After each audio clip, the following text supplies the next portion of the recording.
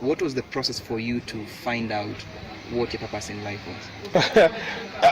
It was difficult, and it's partly why now I'm clear on what God has asked me to do on the face of the earth. So by nature, I'm a very thoughtful. I think a lot. It's nothing magical. This is how the makeup I was made with works.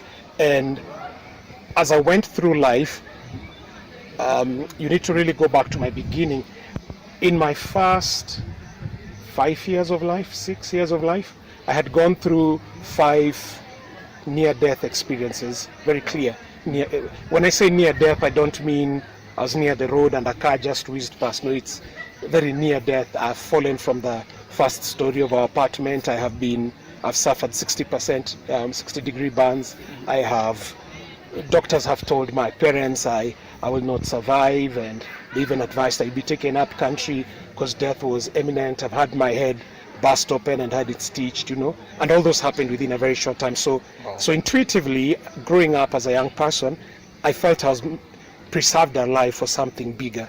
But then, of course, the way our systems here work, there's nobody clearly to hold your hand and guide you through that. And so you basically go through the process as everyone else does. But that awareness was always with me.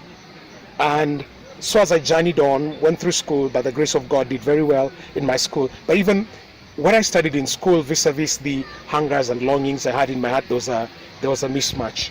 And so I had to go through a process where, and when I run my coaching, I run that process where it's called You Meet You. Like, so for me, I'm called Sire. So it's Sire meet Sire. And I had very honest conversations with myself. What am I excited about? What am I passionate about? What do people seek me out for? And as I became more and more honest to that, and this is something happening intensely, especially in my teens and in my 20s, I had to begin zooming in and realize there were things I was good at, but I was never going to be great at. And so I had to give up on things I was good at and focus on things I'm going to be great at, and be able to challenge the definitions I had held about what success was. Okay, because previously for me success was good grades, success was going to be a good job and stuff, but then I had to really re-challenge those definitions of success. And then the third thing is I gave myself the permission to be different. Wow. Those coupled with what was clearly providence from God, then be able to begin shifting the narrative from me looking at myself purely from the lens of my degrees and my qualifications, to begin looking at myself through the lens of what contribution have I been put on the earth to do. And then that was now the place where I've been able to make these particular clarities. Wow.